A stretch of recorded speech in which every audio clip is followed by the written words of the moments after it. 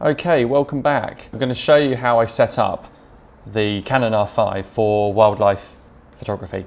Now this is just my kind of personal settings that I set the camera to. So first of all, I'm going to go into TV mode. I'm going to hit OK. I'm going to go into the menu system. So I'm going to scroll all the way back to the beginning and I'm going to hit image quality. I'm going to change it to C RAW, and I'm also going to hit JPEG L mode.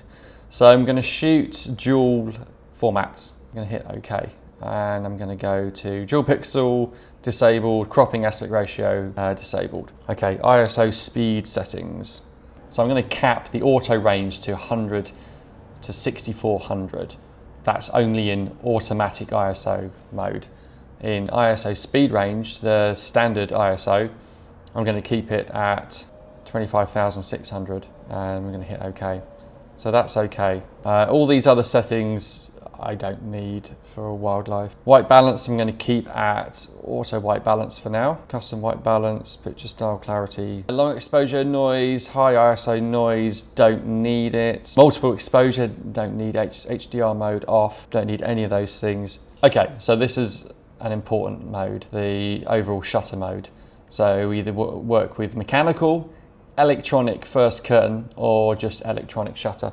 So there's a lot of differences between these modes. Mechanical shutter is going to allow you to shoot a high frame rate of 12 frames per second, but it's going to give you the most amount of detail in your images. It's going to give you 14-bit images as opposed to 12-bit images is what has been reported with the electronic shutter.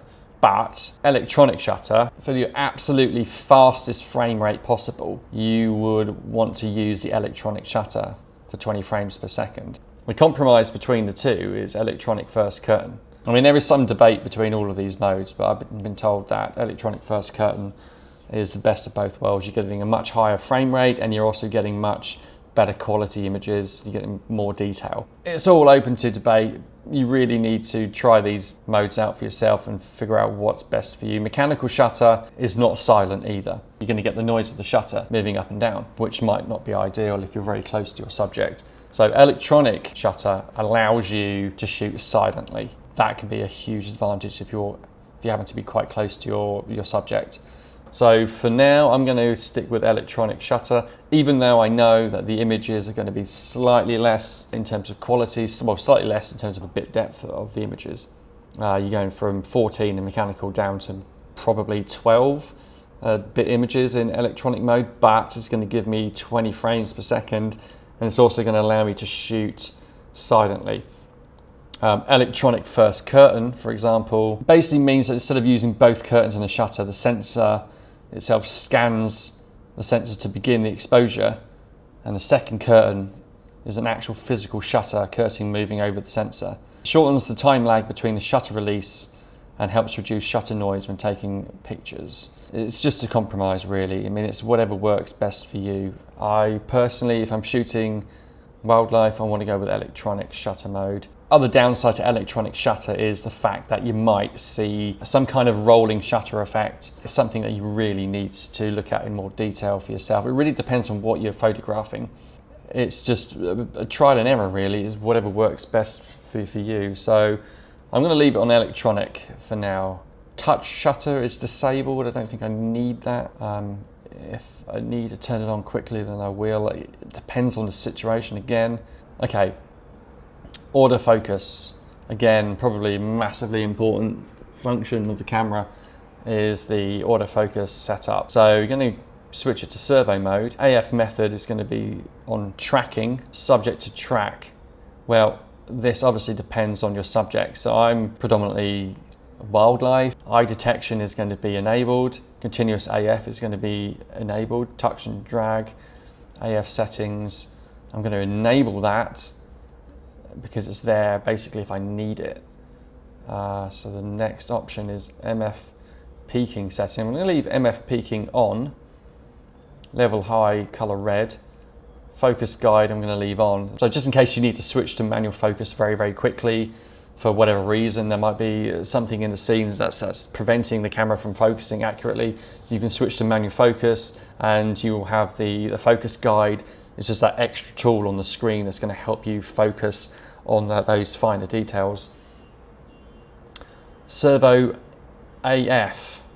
So there's various options here that you can set. These are sort of predefined settings that are already set up. So you can scroll through and you can pick whichever one you think is going to be best. For me, as a general setting, I'm going to set it to automatic. Now, once I get shooting, if I feel that I need to change that, I'll go back into the settings and change that quickly. You're not going to know until you start shooting what mode you're going to need. So really, auto mode for now is probably going to be the best option. Lens electronic MF, yeah, I don't think it really matters that much. None of these things really matter. Initial servo AF point, so I'm going to leave it on the general setting. One thing I'd like to set up here in playback, AF point display enabled. So that basically shows me where the focus point was on that image. When I play back on the screen of the camera, I can physically see where the focus, where the camera has focused on. So it kind of gives you an idea of how accurate the camera is being. That kind of helps you determine what AF focus mode that you might want to switch the camera to. If you feel that it's missing the target, it's not being as accurate as it can be, you can scroll through your images and play back, and then perhaps alter the settings in accordance to how well the camera is focusing. Everything else there is fine. Okay, so I want to switch this to airplane mode on. I want to cut all the signals. I don't want anything interfering with the camera. If I need to turn it back on, if I want to link up to the mobile app, for example, and transfer images and files, then I can just turn it back on quickly. But for now, I want to cut all those signals. I want to cut everything. I don't want anything interfering with the camera. It's also going to probably save the battery slightly as well. So record function. So in photo mode, I'm going to record separately because we're recording C-RAW and JPEG at the same time as a sort of backup, fail-safe. C-RAW is going to record to the CF Express card, and the JPEG file is going to go to the SD card. If I shoot any video, then I basically want that on the CF Express card as well, because the SD card just simply isn't good enough. Auto rotate is on, doesn't really matter, I'm not too bothered by that. So let's go to eco mode. I'm going to turn eco mode on just to help save the battery. Everything else there is fine. Screen brightness, magnification, that's all fine. None of this really matters too much. Okay, we're going to come back to custom shooting mode in just a moment. Okay, copyright information. You might want to set up your copyright information, for example. Okay, so exposure level increments 1/3, ISO speed 1/3 again. Just gives you a little bit more flexibility with your settings. I find it helps personally. Safety shift, I've set it to ISO. Another important mode here is set shutter speed range. So for this, if you're shooting wildlife, this is the setup for wildlife photography.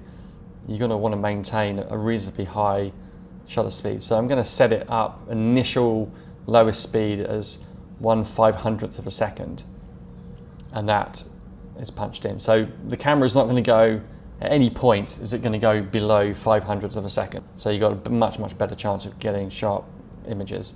Obviously you can always go back in here and change these settings. It's not a big deal. It's pretty easy. Completely depends on what you're photographing, what your subject is. You might want to lower shutter speed in order to decrease your ISO values, for example. Higher shutter speed is going to be 8,000ths of a second. So I'm going to punch that in. Aperture range, don't need to touch that. I want the full aperture range.